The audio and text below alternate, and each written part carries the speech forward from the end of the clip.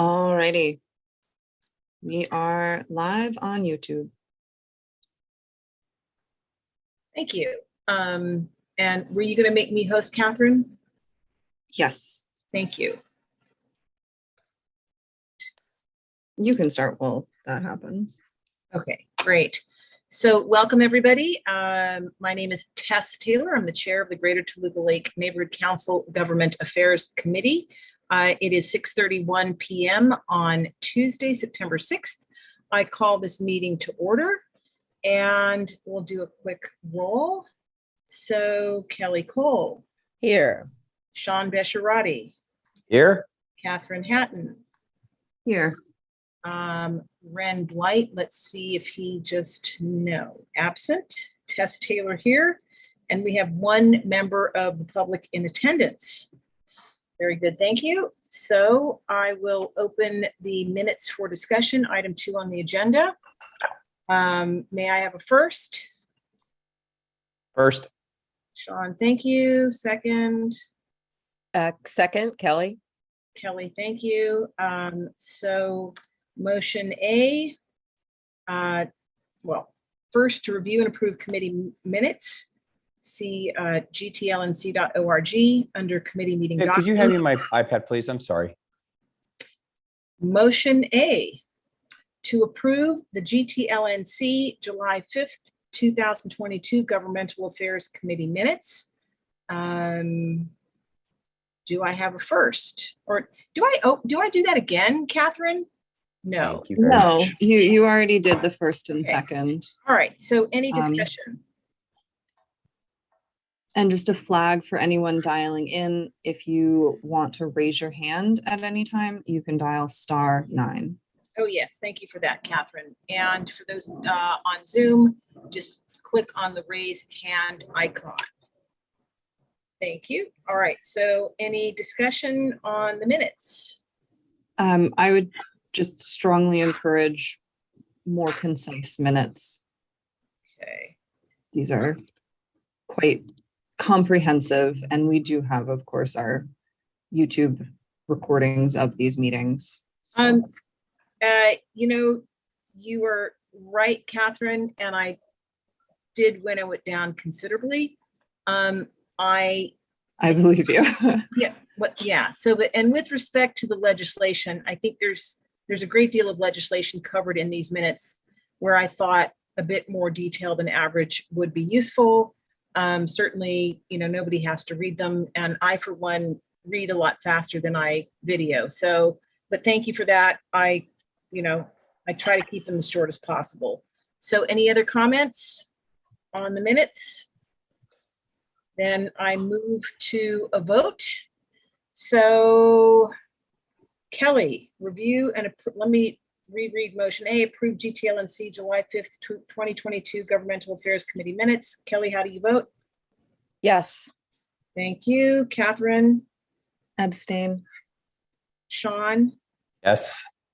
And I'm a yes, so motion carries.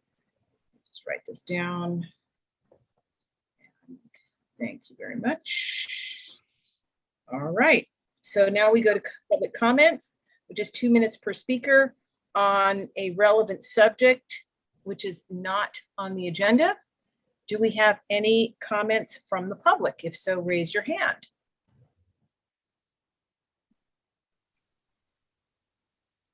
All right, I guess that's no comments. So moving right ahead to item number 4 on the agenda, committee member news and announcements. Any news and announcements from any committee members? All right, I have a couple of things I wanted to bring to your attention.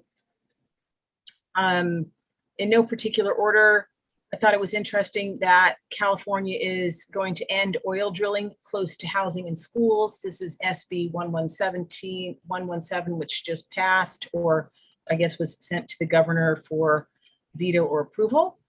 I have a letter from the Toluca Lake Post Office, an update regarding their hours of operation and what's going on there.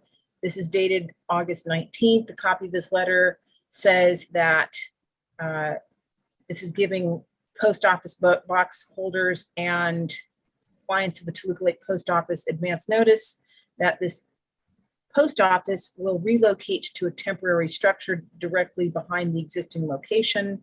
The temporary building will be accessible from Clybourne Street, and any PO box holders and PO box numbers will remain the same, as will all retail and PO box lobby hours.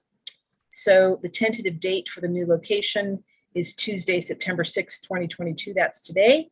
And additional information will follow as it becomes available. That comes from the North Hollywood Postmaster, Carisha Smith. So since that's been a big question on everybody's mind, I wanted to let folks know. Also, let's see here. The municipal lobbying ordinance regarding ethics, there is some discussion about that, and various neighborhood councils are filing CISs regarding this. There's a push to make the municipal lobbying ordinance, or MLO for short, stronger. There's a lack of oral lobbyist disclosures, which some neighborhood councils find problematic. There's an issue of transparency, some diffusion of responsibility, and a lack of training. I'm going to agendize that for our next meeting because I think that that is important. Next item, the Valley Alliance of Neighborhood Councils, whose agenda I receive and whose meetings I often attend, has an item about the LA 100 study yielding that there will be a possible tripling of the LA DWP rates by 2035, which needs more analysis. So folks at Bank are trying to put the brakes on that. And I think that's important because that new rate hike was sort of dropped on folks out of nowhere.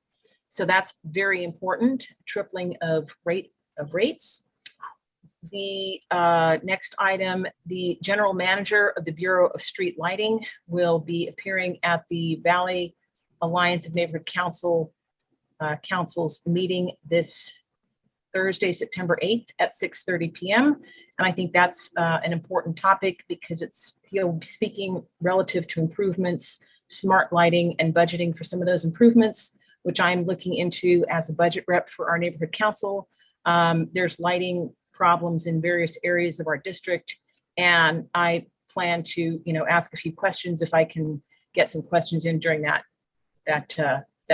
item. So last but not least, I just found out about this today. This was passed by the California legislature, AB 2098. It has gone to the governor's desk for veto or approval, and it will punish physicians who seek to publicly speak out about issues that directly affect their patients' well-being.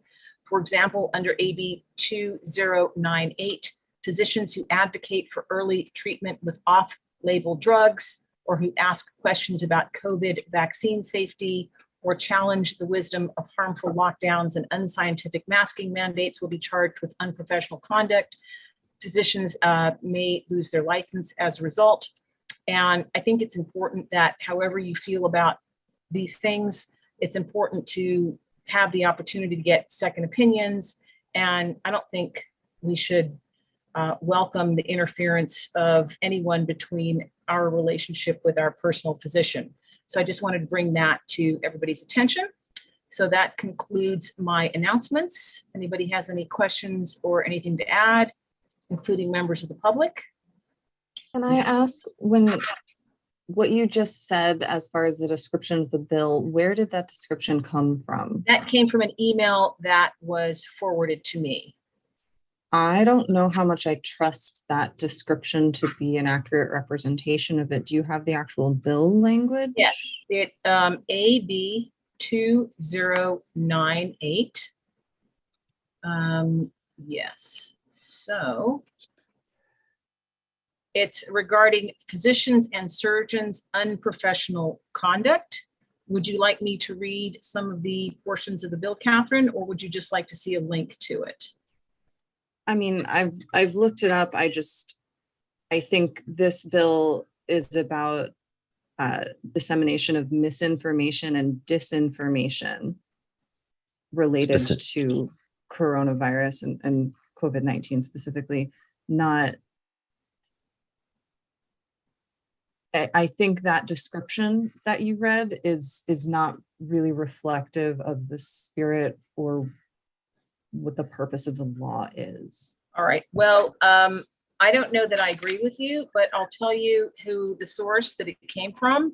And as I said, this was forwarded to me. Let's see. The organization is called AAPS, All for the Patient, Association of American Physicians and Surgeons. I would have to agree with Catherine that there's like about 5 dog whistles in that language that Okay. makes it clear that there's a bias. So, yeah. Well, you know, perhaps so, but I just wanted to share that with you. And, you know, I'll give you a more thorough analysis. I just got this. I mean, I'm reading the bill and it's basically saying that you can't lie to your patients or provide them with disinformation. Specific to SARS-CoV-2 coronavirus and or COVID-19. Yeah. I'm looking at the same way. It says the bill would designate the dissemination of misinformation or disinformation related to the SARS-CoV-2 coronavirus and or COVID-19 as an unprofessional conduct. The bill would also make findings and declarations in this regard. So it's Which paragraph is that, Sean? it's right at the top. So if you go to if you want, I can forward this to you. It's No, it's no, on the I have it in front of me. I just wanted to know. Go to the very top where it says Legislative Council's Digest. It talks about just kind of the overview and the second paragraph beginning with this bill. Yes, okay. As unprofessional conduct. Okay. Well, Yeah. This is just saying that doctors can't lie to their patients. So well, I'm kind of fine with that.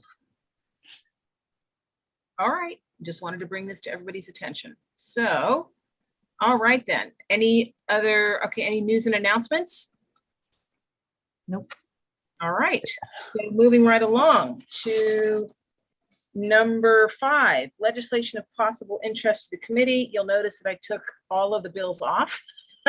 So I'm going to continue to track them, but unless anybody has a particular interest in a particular bill, I will leave them off and just drop in announcements or updates as needed.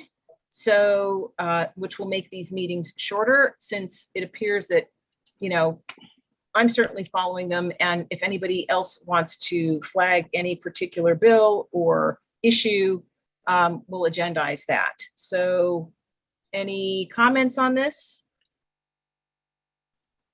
All right, moving right along, item 6. Discussion and possible vote, motion B. So I want to open this for discussion.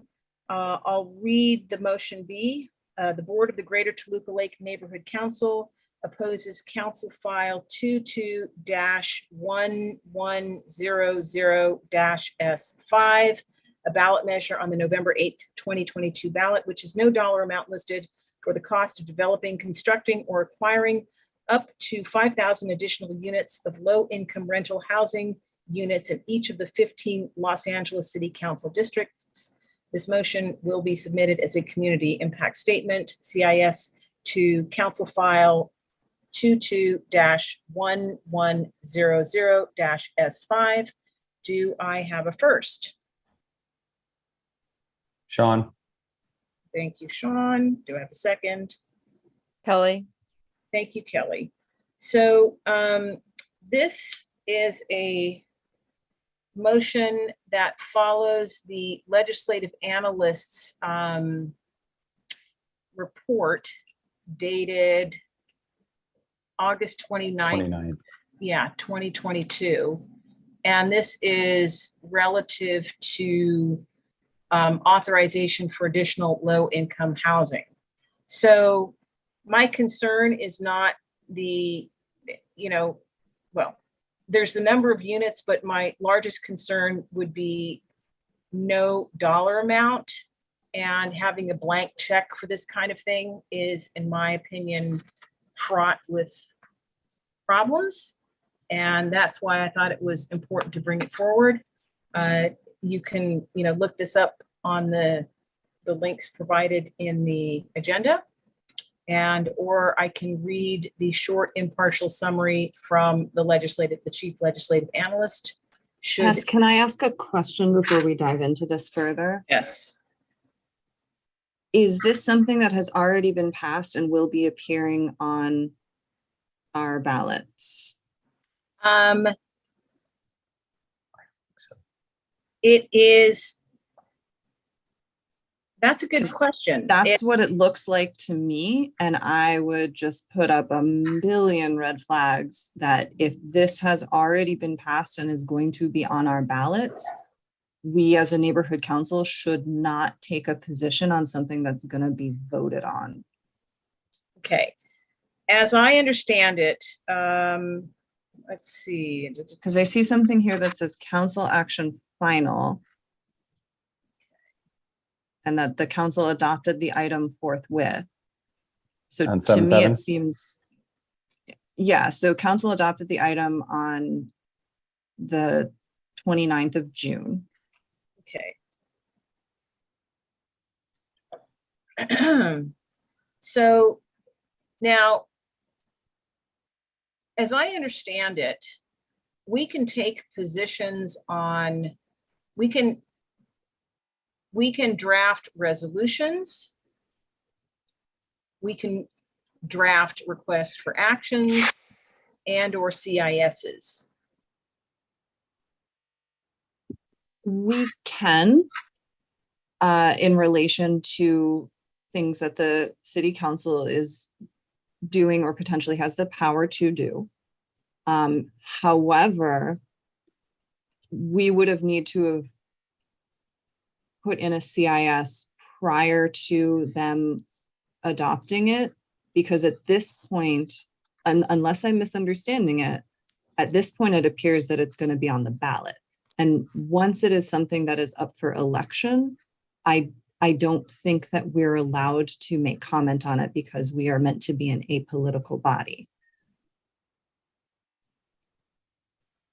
I could be misinterpreting the training that I just took like a month before I quit, but my understanding is that we're not supposed to take positions on something that's up for election.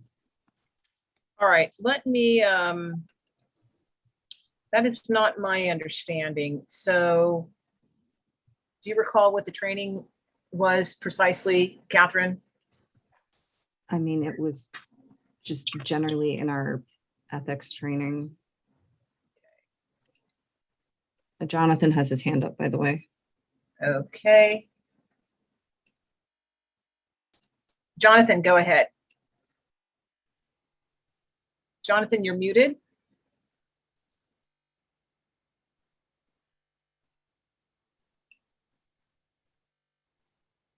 Jonathan, you are muted. Can you unmute? It does say on that thing. Oh, sorry. there we Sorry, go. Jonathan. There you go, Jonathan. Okay, I'm using my cell phone because I couldn't get online tonight. Okay. Thank you. I think in this case, I'm no genius on this type of stuff, but I do believe Catherine is correct that when something is actually positioned for the ballot, that the neighborhood council ought not be taking a position on it. However, I attended that meeting at City Council. I find it very confusing because actually what the meeting was about, what they spoke about was the purchase of some massive private apartment complex somewhere in LA. And they addressed a price of something like having a bond. They were talking about a specific apartment and then they deferred it to a ballot. So it was actually undecipherable. If you spoke fluent English, you couldn't understand what was going on. And when I tried to understand it, I couldn't. So I recommend you don't move forward on this because it's so confused. Okay. I'm reading further. It says memorandum to file on August 9th at its special meeting held on August 9th, 2022, the Rules, Elections and Intergovernmental Relations Committee considered requests for designation as author of ballot arguments and rebuttal arguments in favor and against the ballot measure relative to a ballot measure authorizing the development, et cetera, et cetera. Okay, so requests for ballot author designation were received from the following. So I think what that means is they want, they're seeking a request for someone to author designate. Yeah, you know, when you get your Yeah, the election language- packet the and it language, yeah. explains what the arguments for and against are by people that are for or against, and then rebuttals, in Okay. addition to a neutral summary. Yeah, okay. So then, you know what, let us postpone this and I will bring it back if it's appropriate. Because, I mean, I feel pretty strongly about this. There should be some number placed on this. And I believe I picked this up at I'm trying to remember, this was at a budget advocates meeting a couple of weeks ago. So, all right. And Tess, it might be worthwhile to reach out to Erica and Yes. ask her if A, she can give you any clarity on it, or maybe Krikorian's office could help with the clarity. And B, whether or not we as a neighborhood council are restricted from making comment on this, since it is a ballot measure originating from City Hall. I don't know. I mean, I'm just always a little more cautious when it comes to not wanting the GTLNC to do something that we're not allowed to do. We'll all get fired from our volunteer positions. Yes. No. Okay. Very good. Well, I will follow up on this. Jonathan, did you have a continuation of your comment? No, thank you. Okay, very good. I'm gonna put your hand down, I guess. Okay. Well, I'm not sure if I can, but lower hand. There we are. So, all right, we'll postpone item 6, moving right along to item 7. I thought this was worth a look by everybody. Maybe I should have put this under announcements, but because I've been appointed a budget rep for the neighborhood council, I am particularly interested in going into this California state line-by-line expenditures, which were just released at openthebooks.org, a nonprofit. Apparently this took many requests in order to get this.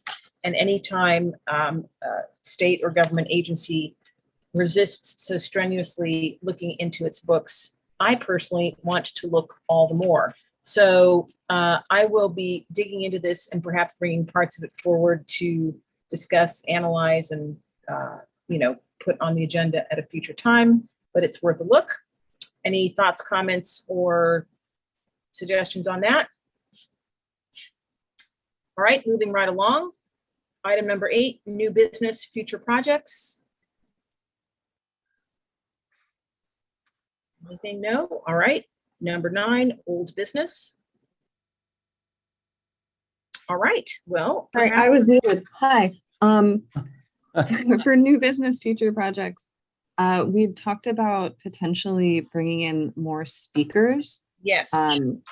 Is there a plan for how to do that, or for how to request specific individuals? I want to bring in somebody from the chief legislative analyst's office, maybe even the chief legislative analyst herself.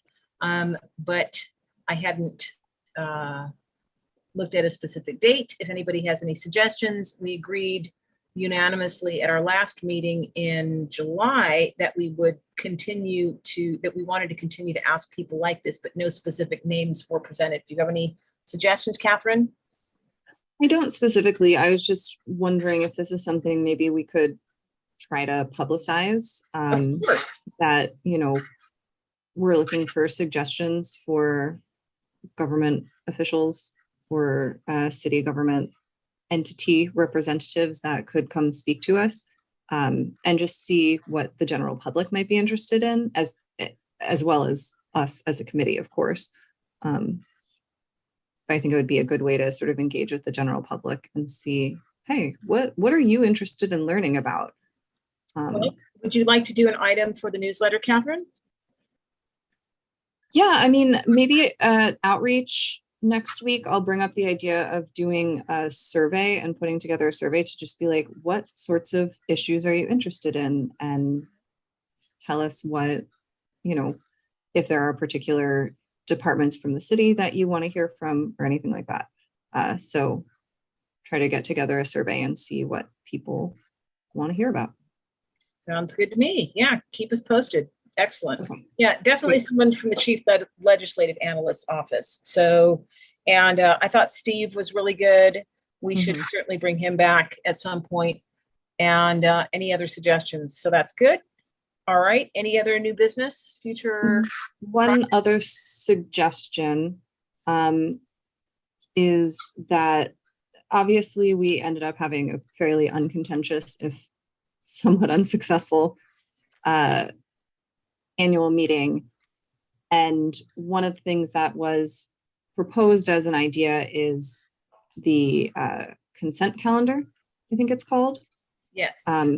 And I was wondering if we wanted to update one of the standing rules for the annual meeting in order to make clear that, we can do a consent calendar for committee chairs. Well, I mean, sure. I don't what that process would be. I was rather surprised to hear Erica shoot down our consent calendar idea that it has to be done in a certain way. Well, it just has to be agendized that way. Yeah. So you Okay. can't do that at the meeting. It has to be something people know about going into the meeting, basically. That's fine. That's You fine. can't surprise people. I'm not opposed to a standing rule, although I don't know that it would even necessitate that. So why don't I ask Erica about that, about what the language is, and we'll just make sure that that's clear. And if a standing rule might be required, then we can go to that. So, Jonathan, you have your hand up? Yes, once again, I'll ask, can you hear me before? Yes. Yes. Okay. I realize that this part of the meeting may be only for committee members. Is it all right if I talk about something that I think is a good idea? And I'd like your opinion. Well, that would be For new business. Sure, go ahead. Right. Okay, this is what I'm thinking is there's not a lot of people watching these meetings, and it's very important to follow the legislation, just like Tessa's saying, in behalf of stakeholders, even though they may not be watching what's going on. Laws affect people's lives. But since a lot of people are not following the ongoing meetings and the business conducting at these meetings, I think that the most important thing that comes out of these meetings are the communication toward the city council, meaning in the form of a CIS or a letter of action. But beyond that, the most important thing, I think, is also trying to get money into our area, our district. So I'm wondering if we might, this is the question to you, is do you think it might be a good use of energy in the government affairs to be investigating how to get grants? And specifically, I'm thinking, like, if we wanted community signs, if we wanted things that we have so many pressures ripping apart the community, but certainly there are things we can do that make people feel good about where they're living, such as these like little community signs. And I look toward Catherine because I remember in doing the bylaws, we talked about this 5 small areas within Greater Toluca Lake, and I can't remember what those names are. Clearly, one is West Toluca Lake, one was Toluca Lake or Toluca Village, but I don't remember the names of the other areas. My question is, do you think it's a good idea for this committee to put a part of its, a significant part of its energy toward investigating grants that we might attract investment, like capital investments? Sometimes we call them, I think, oh, Catherine, what was the name of that thing that they call it? It's not a CIS, but it's something when A you're neighborhood purpose grant? not you're up the alley. There's something other than a neighborhood purpose grant. I think it uses the word capital when you're investing in infrastructure, but I'm specifically Like capital aiming improvement toward, project? that's it. We're aiming at trying to get grants for like those 5 sub areas. If we could even do 2, or 3 maybe, but we need the money. So I will flag a couple things. As a neighborhood council, I don't believe that we are allowed to go out and seek grants in that way. I could be wrong, but I don't think that we are allowed to. However, there are community groups like the Toluca Lake Beautification Partners, which covers all of the greater Toluca Lake area, as well as stretches into some neighboring areas like Studio City and Burbank. And those groups would probably be interested in this sort of project. And we could, as a neighborhood council, provide extra funding to them to match or, well, to help seed. And then they would go out and get additional grant money to actually execute the projects. And we could do that through neighborhood purpose grants. We've definitely done neighborhood purpose grants that have funded projects that the beautification partners have overseen. And I will say neighborhood purpose grants encompasses a variety of types of projects. And I think that's where you heard the term capital improvement project, because that is one kind of project that neighborhood purpose grants, or NPGs, can be used for. And over in outreach, we're going to try to create an FAQ page. So if you've got questions about how some things work, let us know so we can go try to find those answers and put them on a frequently asked questions page on our website. But yeah, so I think, well, we cannot necessarily be the recipients of grant money in this way.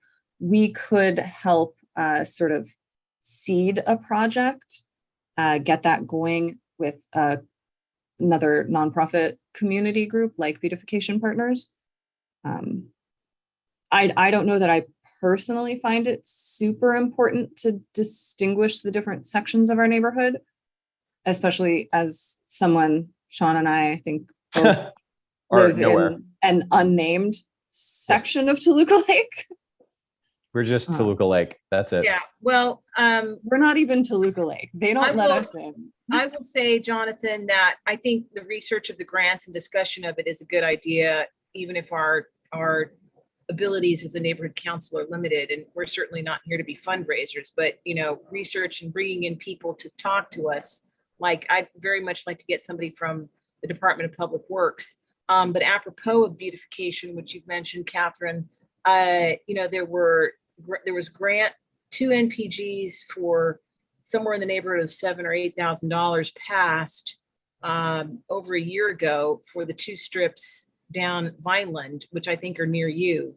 And I don't think I've seen a single blade of grass move. Yeah, I actually noticed a couple weeks ago, there's now a lovely concrete sign on one that says, "Welcome to Studio City." So that was a surprise. Wait, and that has to be further south though, right past the freeway?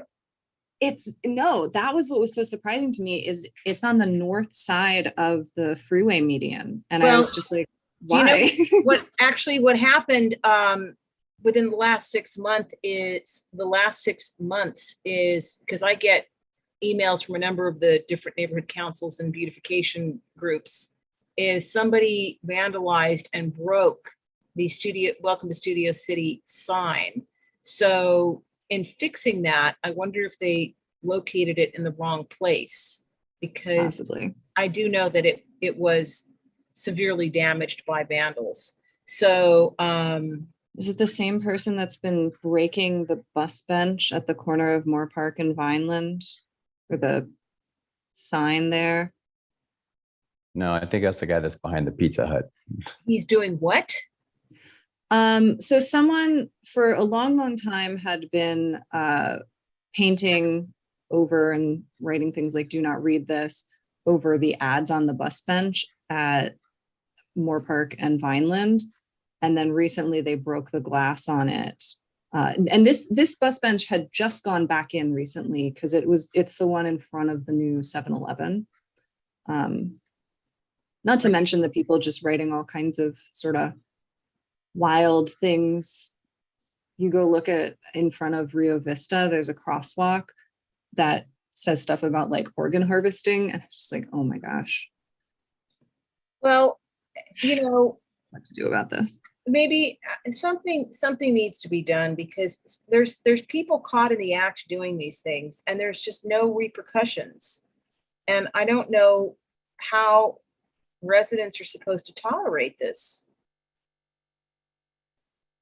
Yeah, and it's difficult to know what those repercussions need to be because, you know, I wouldn't necessarily advocate jailing someone for Well, I didn't that say kind of that. vandalism, but I didn't say that, Catherine. yeah, no. I'm not suggesting you said that. I'm saying I don't know what effective repercussions. But there has Yes. to be something, you know. One of our residents caught someone in the act cutting through Caltrans fencing. Okay, it takes months and months to get it repaired or fixed, and then somebody with wire cutters just destroys it, and we pay for it all over again. We've just started to get lighting fixed on Riverside. Now it's out again. Okay, so it's going to take months and months and months. They say 53, 63 days before that's the time in the queue. Yeah. And you know, I don't know why it's just so incredibly permissive, and people doing that in crosswalks. It's just horrible, you know? Could I ask, in course. terms of Government Affairs Committee, what, before I leave the idea, there was something that wasn't correct that was said. It's not about differentiating parts of the neighborhood council, but rather each area would be promoting the concept of the greater Toluca Lake. In other words, they're generic signs. I talked about it earlier with Colby. So with that said, I don't want to focus on signs right now, but the idea is, in terms of a government affairs committee, what I'm trying to emphasize is the idea that whatever the committee be doing, it's always a lot of stakeholders are not watching the meetings and they're not getting anything out of it. So it is literally the communication outward toward the city council that is so important to guard on what's going on with legislation, but also in terms of attracting investment into the community. And there may be things that the government affairs can be doing, and I'm suggesting that money goes a long way in terms of lifting up people's spirits when it's properly invested. Because just like you're all talking about, there are people just constantly destroying the infrastructure with no accountability whatsoever. That's not imagined, that's a fact. And I don't know how we can manage it, but I mean, it's not within government affairs, but keeping focused on government affairs. I just have this feeling that there are only so many things we can do that have a contribution toward the quality of life. And one is watching the laws that are passed and making it difficult to pass laws that are not favorable to stakeholders. And the second is attracting investment into the community in terms of lifting up the spirits as opposed to business and stuff and development. So that's what I'm suggesting. Focus maybe. I don't know how to go about it. And I'm asking you if you might have ideas on moving it forward to get grants that invest. Like if you look at Burbank, they've just done such a great job at building their infrastructure. How would we do something like that? Well, you know, let's find someone in Burbank to talk to and bring as a guest speaker over here, because, you know,